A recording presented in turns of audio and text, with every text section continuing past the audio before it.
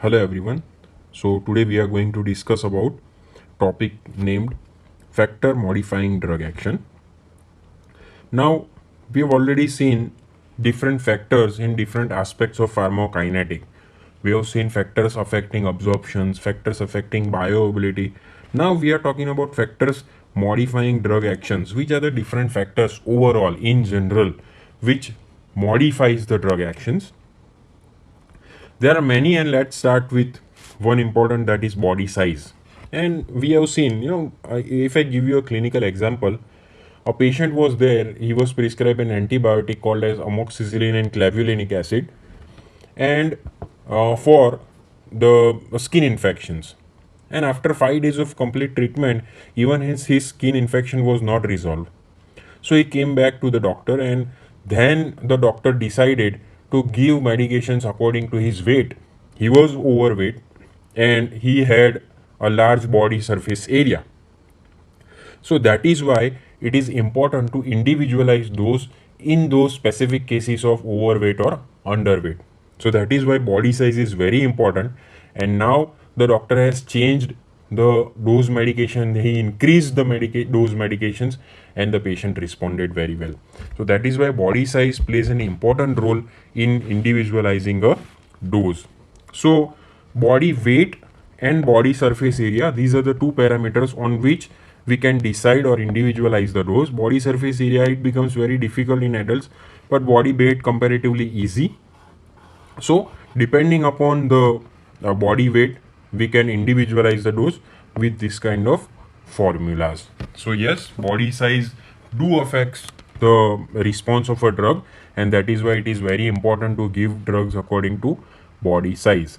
Especially if I talk about drugs with narrow therapeutic index, where we need to maintain the balance of a concentration in body. So we need to be very specific according to the weight of the patients. Another factor in deciding the dosing is age.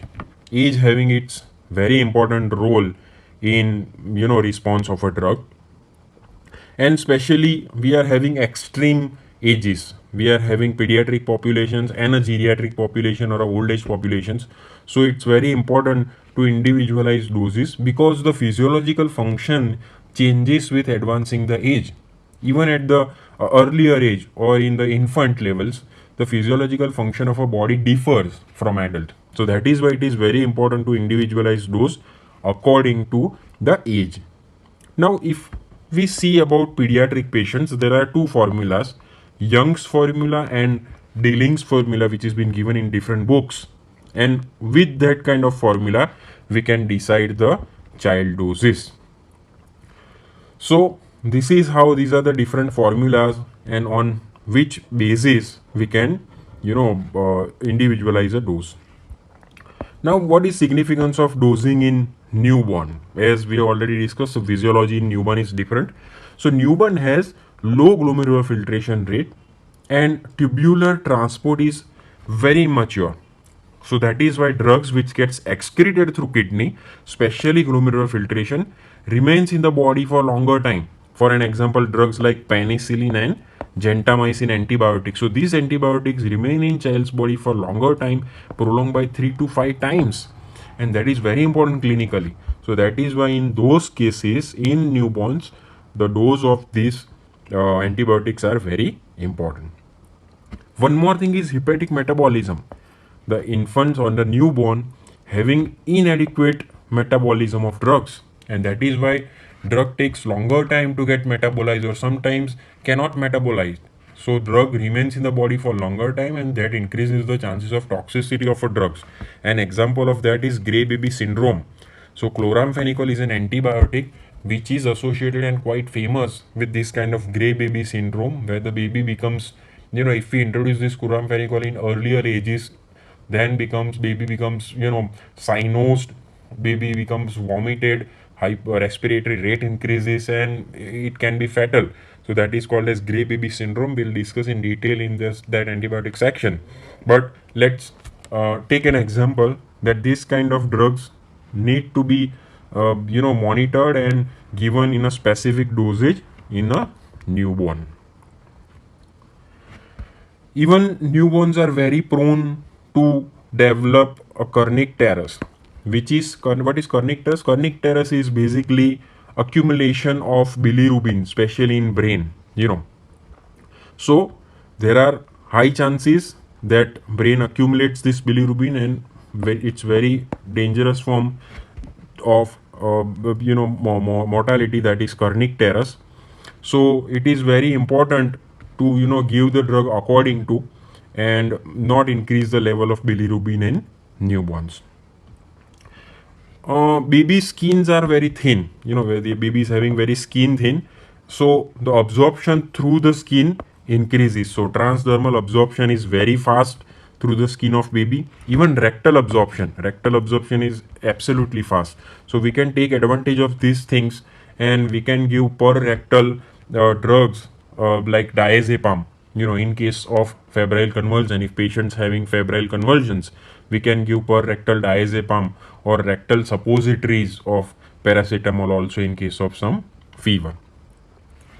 And children are susceptible to special adverse drug reactions of drugs.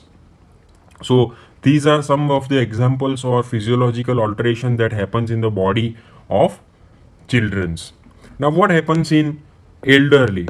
Elderly having decreased functionality of different organs, and gradually the renal function decreases. Even the hepatic metabolism of drug also decreases because of the reduced blood flow to the liver. Even the gut motility and absorption through the gut decreases because of the less blood flow to the intestines. Elderly people having less plasma protein binding, so less plasma protein binding with due to lower albumin levels, and because of that the concentration of free drug increases, so increase free drugs in those patients. Elderlies are having higher chances of prostatism, especially elderly male. They have higher chances of getting hypertrophy of the prostate. So if in those cases, if we give drugs like anticholinergic, we'll discuss in and ANS section.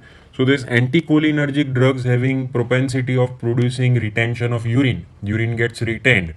So if we give those drugs in elderly males which are having prostatic enlargement, the condition gets even worse. Already this drug causes urine retention, and patient is already having prostate problems, so there are more chances of urine retention, and that can become fatal.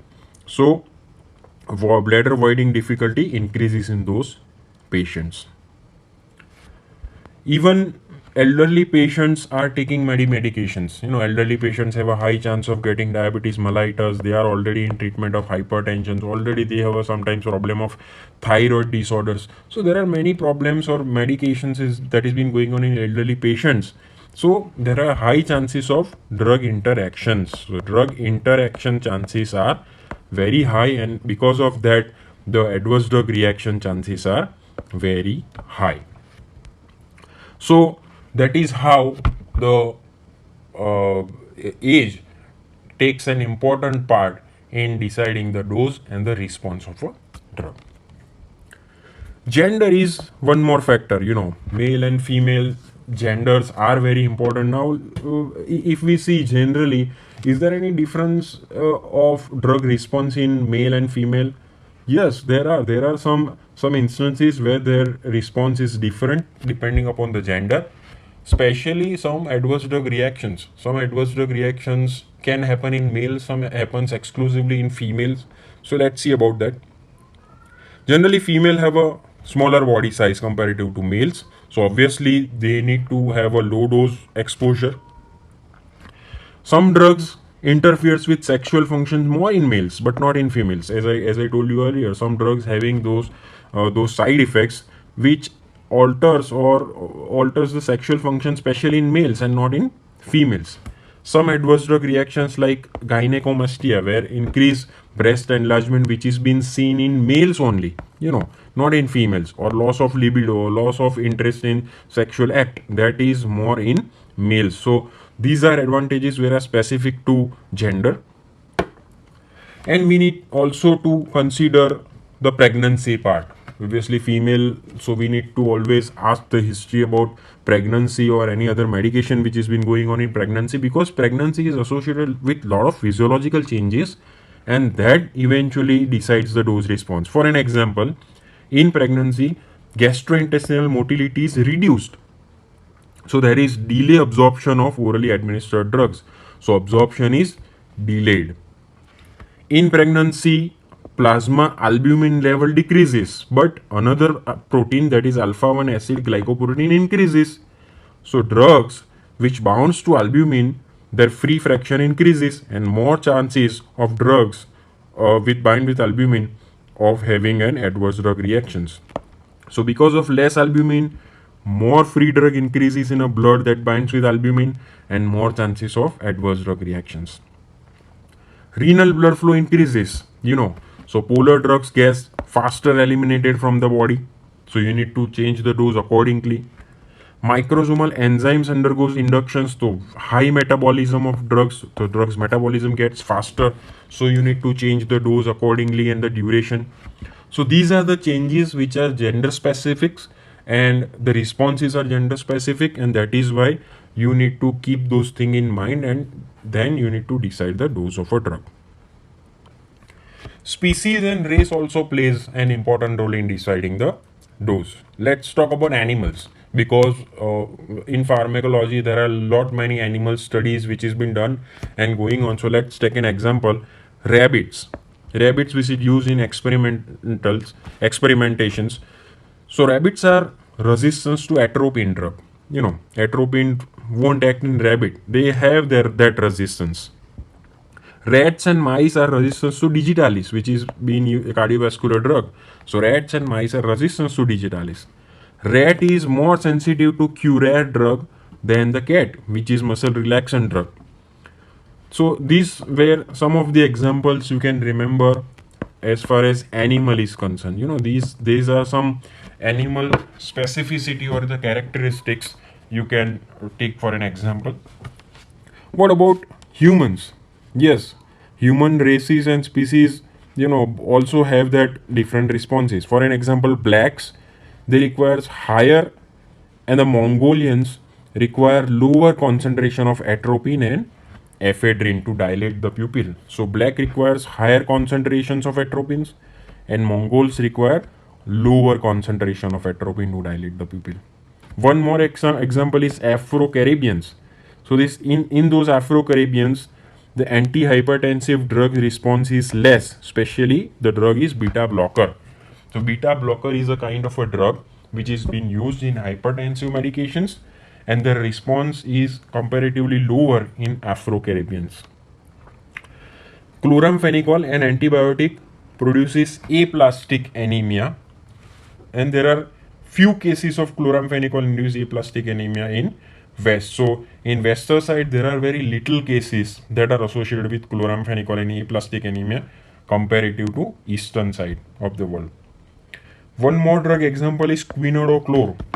This is drug that was used in amoebiasis, amoebic infections of stomach, and in Japan it was found out that this drug produces neuropathy, especially of eye, that is called subacute myelooptic neuropathy.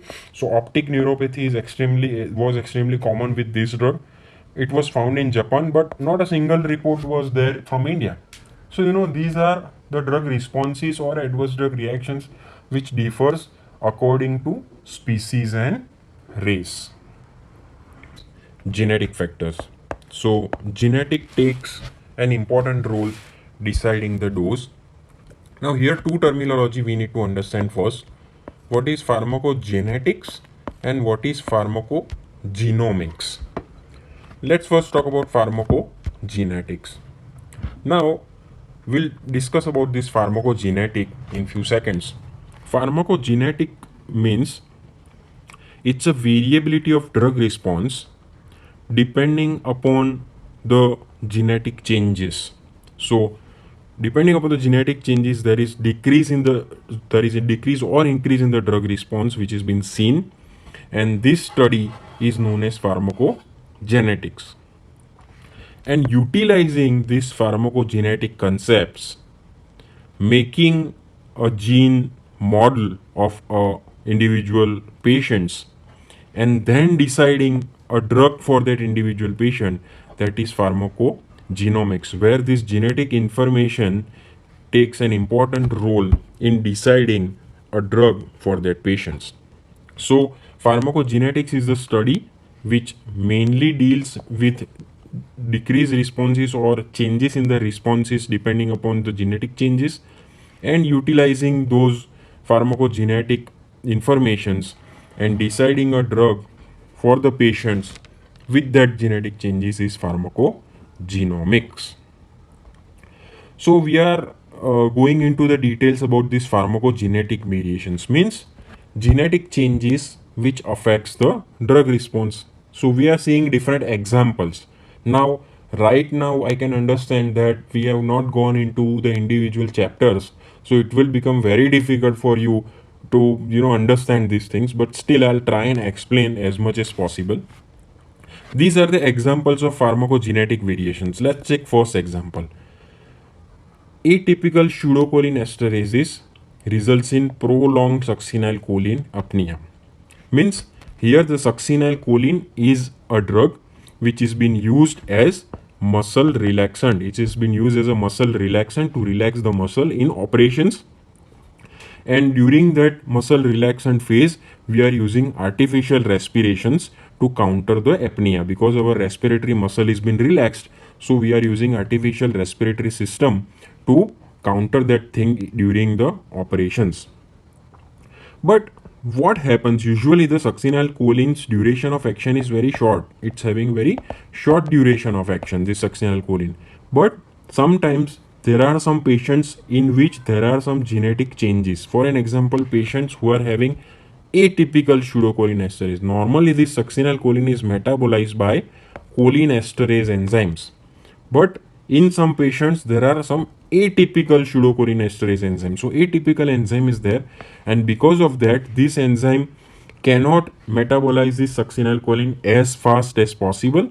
So action of succinylcholine increases, so increases the duration of action in those kind of patients, and that is why there are more chances of respiratory depression or the apnea. So this is a genetic variations, atypical pseudocholinesterase. So in those patients, if we use succinylcholine, we need to be ready for longer apnea time, right? So this is how this genetic variation affects clinically. One more example is G6PD deficiency. Many a time in clinical setup we do G6PD deficiency test. So what happens if the patient is having these G6PD enzyme deficiencies? There are more chances of hemolysis, means degradations of RBCs, with some drugs. So if we are prescribing drugs like primaquine or any oxidizing drugs like chloroquine, quinine, these are most of an anti-malarial drug used in malaria. So before prescribing those anti-malarial drug, we need to decide if the patient is having G6PD deficiency or not. If the patient is having G6PD deficiencies, we do not give this kind of drugs. Otherwise, it produces hemolysis. So this is one more genetic variation, that is G6PD deficiencies. Some drug having some enzymatic genetic variations. We are having metabolizing enzymes. We have already discussed in metabolism sections that drug metabolism occurs through liver enzymes, and there are some CYP enzymes that are responsible, different CYP enzymes responsible for metabolism of different drugs. So if there are genetic changes in those enzymes, the metabolism of drug gets affected. So same example is here. If there is changes in enzyme called as CYP2C9, then the metabolism of warfarin gets affected. There would be slow metabolism of warfarin, so chances of side effects increases of that warfarin, and warfarin side effects is bleeding. So there are high chances of bleeding if metabolism of warfarin is slow because of the genetic changes in enzyme called as CYP2C9. We have already discussed this P-glycoprotein. P-glycoprotein present in the cell membrane or the cell wall, and what is its role? Its role is basically to pump out the drug from the cell. So if any drugs goes inside the cell to work, this P-glycoprotein pumps out those drugs. So this is how this thing becomes clinically important in cases of cancers, because we are giving many anti-cancer medications in patients. So if the patient is having overexpression of these pumps, overexpressions, if there are lot many p glycoprotein, then those anti-cancer drugs will pump out from the cell, and these anti-cancer drugs won't able to work. So this is how it is very important to check if patient is having genetical changes in those p glycoprotein or the overexpression of p glycoprotein. Drug called as, isoniazid. There is a drug called as isoniazid. This drug is being used in patients of tuberculosis, and this drug gets metabolized by an enzyme called as N-acetyl transferase. So if there is any genetic changes in this enzyme, that will affect the concentration of isoniazid, and due to which there are chances of toxicities. So isoniazid induced neuropathy, and another drug that is metabolized are procainamide and hydralazine. They are also metabolized by same enzyme, so their toxicity, that is lupus erythematosus, chances are increases if this enzyme is faulty because of genetic variations, and because of that there is slower metabolism of this drug isoniazid, procainamide and hydralazine, and their toxicity increases. Isoniazid produces neuropathy and procainamide and hydralazine produces lupus. So these are adverse drug reactions, and the adverse drug reaction chances increases with genetic modification in the enzyme. One more example is malignant hyperthermia. Drug is halothane, and malignant hyperthermia is a condition. Why this occur? If a patient is having abnormal calcium releasing channels, that is called as ryanodine receptors, especially in sarcoplasmic reticulum of skeletal muscle cell. So if a patient is having abnormal ryanodine receptors, then there would be high calcium release inside the cell, inside the skeletal muscle cell, and that produces a condition called as malignant hyperthermia, in which there would be tremendous contraction of muscle, damage to the muscle, convulsion chances increases, high temperature. It's a severe and emergency conditions, and that can happen with drugs like halothane if a patient is having abnormal ryanodine receptor. So this is a genetic condition, abnormal ryanodine receptor, and if we give drug halothane, that might produce malignant hyperthermia condition. There is a drug called as phenytoin we use in patients with epilepsy, and it's usually metabolized by hydroxylations. So if there is any genetic changes or genetic variation in this hydroxylase enzyme, that will affect the phenytoin, and the concentration of phenytoin increases, and the chances of toxicity increases. So all these metabolism things mainly associated with these pharmacogenetic variations. If the metabolizing enzyme would be having genetic variation, it won't create that much metabolism, so the concentration of drug will increase, and that produces high chances of toxicities. One more example is anticoagulant medications. Anticoagulant medications usually works by inhibiting this enzyme, that is vitamin K epoxide reductase. So if there is any abnormality in this enzyme, these anticoagulant medications won't be able to work properly. In glaucoma patients, especially if we give mydriatics, there are chances of attacks of angle closure glaucoma in patients of narrow iridocorneal angle, and this we'll see in ANS chapter. If some patient is having narrow iridocornea, iris and cornea angle is very narrow, and if we give this mydriatic, this glaucoma attack will precipitate. So these are some of the examples of pharmacogenetic variations that might affect the response of drug.